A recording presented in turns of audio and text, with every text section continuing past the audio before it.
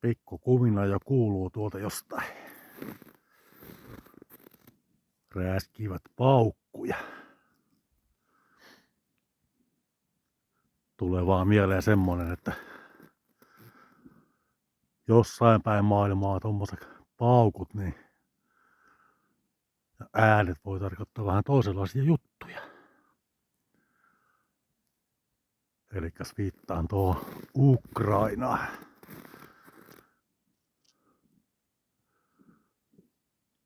Se voi herättää vähän toisenlaisia tunteita, kun rupee kuulumaan lähellä pauketta.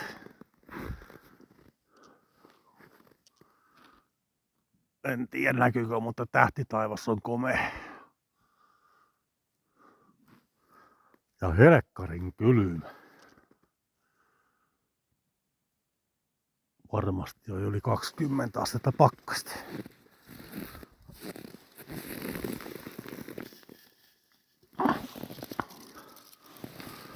Paukkua se minäkin tuli tänne laittamaan.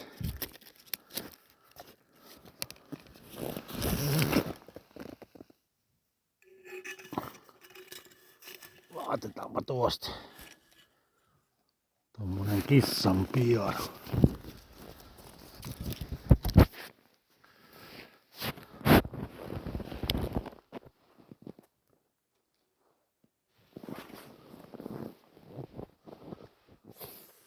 Juu. Jee.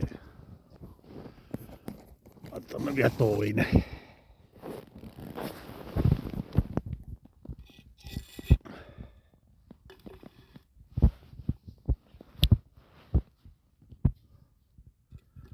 Ei nyt taloa kohti ammuta, ettei pala saatana sekin.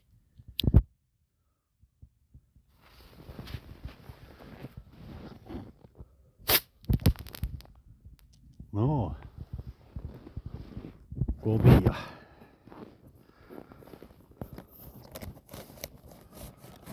Laitetaan hyviä kolmaskin.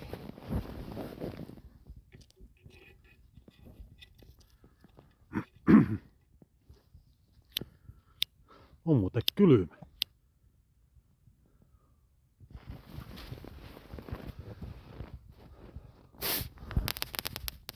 No. Nyt ei kehtaa olla enempää niin jää. Ensi uudeksi vuodeksikin. Tullaan kattoo sitten vaikka 3 tunnin päästä tuo naapuri laittaa vaikka isompia paukkuja. Jaellaan sitten niitä. Siellä se on pirtti lämpöisenä. Aamulla pitää taas herätä. Laittaa pökköä pessään. En ottanut hanskoja mukaan, niin kyllä vaan tuntuu näpeissä saman tien. Tämmösiä. Heippa hei.